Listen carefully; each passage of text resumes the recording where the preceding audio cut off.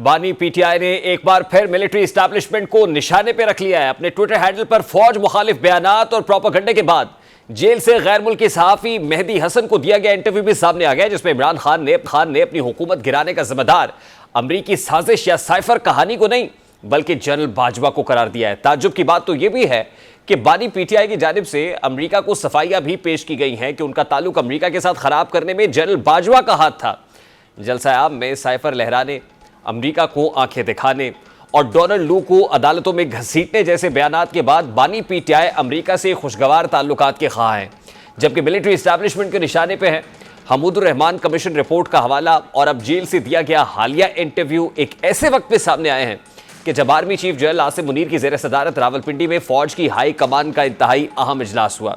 Chief की ज़ेर सदारत मुनक्किदा 83वीं फॉर्मेशन कमांडर्स कॉन्फ्रेंस का एलामिया भी पाक फौज के शोबा ताल्लुकात आमा की जानिब से जारी कर दिया गया है। कॉन्फ्रेंस में core commanders, principal staff officers और पाक फौज के तमाम फॉर्मेशन कमांडर्स ने शिरकत की। बयान में कहा गया है कि इजलास में फोरम ने शोहदा के साले सवाब के लिए फातह खानी की और मुल्क की हिफाजत, सलामती और खुद मुख्तारी के लिए मुसल्लह अफवाज के अफसरान, जवानों, कानून नाफिज करने वाले इदारों और पाकिस्तानी शहरियों समेत शोहदा की अजीम कुर्बानियों को जबरदस्त खराज अकीदत पेश किया। ISPR ने कहा कि फोरम को जियो स्ट्रेटेजिक हालात, कौमी सलामती के लिए उभरते हुए चैलेंजेस और मल्टी डोमेन खतरात से निपटने के लिए पाक फौज की हिकमत अमली के बारे में आगाह किया गया। इसमें कहा गया कि शुरका को पाक फौज को जदीद बनाने और फील्ड फॉर्मेशंस के लिए लॉजिस्टिक सपोर्ट को बेहतर बनाने के लिए नई तकनीकी तहकीकात तख्लीकात के बारे में भी ब्रीफिंग दी गई।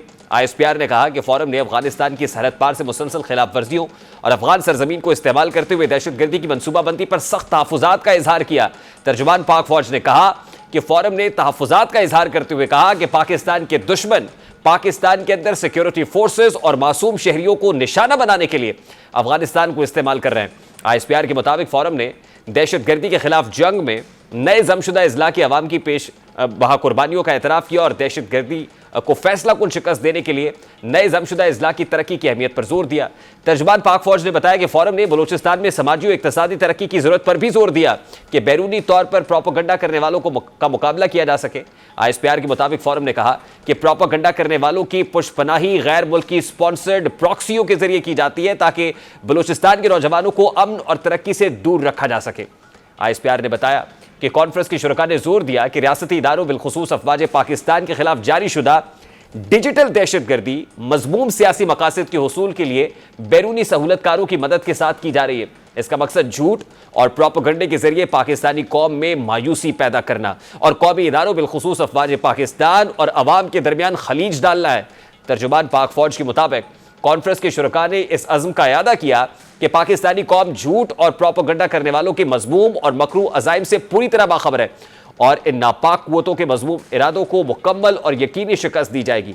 बयान में कहा गया कि इस फोरम ने इयादा किया है कि मुल्क के वसीतर मफाद में लाजिम है कि 9 मई के मनसूबा साजों, मुजरिमों, उसकी हौसला अफजाई करने वालों और सहूलतकारों को इंसाफ के कटहरे में खड़ा किया जाए। ISPR के मुताबिक फोरम ने कहा कि कानून की अमलदारी को कायम करने और 9 मई के मुजरिमान के खिलाफ फौरी और शफाफ अदालती और कानूनी कार्रवाई के बगैर मुल्क ऐसे साजिशी अनासर के हाथों हमेशा यरगमाल रहेगा। तो जुनैद अकबर साहब, आज फॉर्मेशन कमांडर्स कॉन्फ्रेंस का एलामिया तो आपने पढ़ा होगा, आज फॉर्मेशन कमांडर्स कॉन्फ्रेंस का एलामिया आपने पढ़ा होगा। 9 मई वालों से मुतल्लिक क्या कहा जा रहा है? 9 मई करने वाले आर्बिट्रेटर्स, फैसिलिटेटर्स सब कानून के कटहरे में लाने का मुतालबा किया और ये फॉर्मेशन कमांडर्स कॉन्फ्रेंस के फोरम से कहा गया है।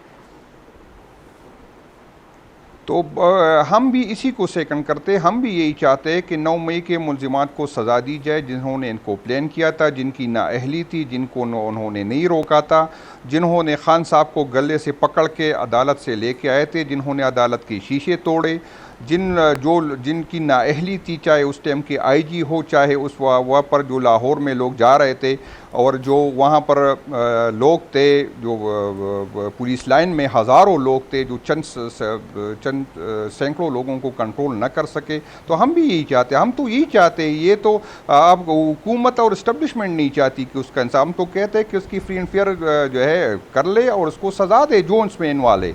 ये तो हुकूमत नहीं चाहती थी। यहाँ पर पंजाब में जो है इंटीरियर कोर्ट के जज जो है महीने नहीं लगते, यहाँ पर केसेस लगते हैं, वकील नहीं आता। तो ये लोग खुद इंटरेस्टेड नहीं है, ये तो इंटरेस्टेड है ही नहीं कि ये चाह रहे हैं। आज ही पीटीआई के 9 मई के 12 मुल्जिमान को एंटी टेररिस्ट कोर्ट से जमानतें मिली है सर। हर दूसरे दिन एंटी टेररिस्ट कोर्ट नहीं, से 9 मई के मुल्जिमान को जमानतें मिल रही। सर जी आप बात मेरी सुन ले। एंटी टेररिस्ट कोर्ट इसलिए सजाए वो बावजूद इसके कि वो उसको पता है अगर एक एक बंदे पे सनम जावेद जैसे खवातीन को जिस पे एक ही दिन में 20-30 जगहों पर FIR काटी जाएगी, तो आप क्या कहते हैं कि उसको जमानत नहीं होनी चाहिए? अगर यहाँ पर एक बंदा वो पार्लियामेंट में हो, एक ही गाड़ी में उसी दिन दो बंदे बैठे और एक पार्लियामेंट में हो और वो 1 साल से जेल में हो, एक खातून एक क्योंकि उसने पार्टी छोड़ी। 9 मई तो यहाँ तो बहाना था। 9 मई के बाद हम मैं बार-बार ये बात कर रहा हूँ, अगर किसी अदालतों से अगर रिलीफ मिल रहा है तो फिर अदालतों पे चढ़ाई कैसी? भाईजान ये जस्टिफाई अगर ये नहीं होता तो ये भी नहीं होता कि जो बंदे जो है PTI छोड़ के चले गए उसकी जो है सजाए माफ दी गई। तो ये किसने हक दिया है कि वो सजाए माफ करे? अगर किसी ने प्लानिंग की है तो खटक साहब हमारे सूबाई सदर थे, उसको पकड़े। मैंने तो नहीं की ना, मुझ पे 10 डिस्ट्रिक्ट पे क्यों FIR है? खटक साहब को क्यों क्लीन चीट मिला? वो मेरा सूबाई सदर था। महमूद खान को चीफ मिनिस्टर था, उसकी नीचे वो हमें डायरेक्शन देते, उसको क्यों क्लीन चिट मिला? और यहाँ पर कियानी साहब को जो पेंडी में है उसको क्यों क्लीन चिट मिला? तो यही इदारे चाहते नहीं कि इंसाफ हो। अगर इंसाफ होना चाहिए तो जो लोग PTI को छोड़ के तो उसके सारे गुनाह, चलो तो हम मुजरिम हो गए सारे, छोड़ो, हमें सजा होनी चाहिए। लेकिन किसने हक दिया है कि वो पार्टी छोड़ के बस एक प्रेस कॉन्फ्रेंस करे उसकी सजाएं माफ हो जाए? उसको क्यों नहीं डाल रहे? उसको क्यों सजाएं नहीं मिल रही? ये क्या बात है कि मैं मजम्मत करता हूं तो उसका मेरी सजा माफ होती है? ये क्या बरकरार रहता है तो क्या इदारों के साथ को फायर फाइटिंग हो सकेगी? नहीं, क्या ये कोई एंटी क्लाइमेक्स आ सकेगा? बरकरार रहने से गुनाह माफ नहीं होता।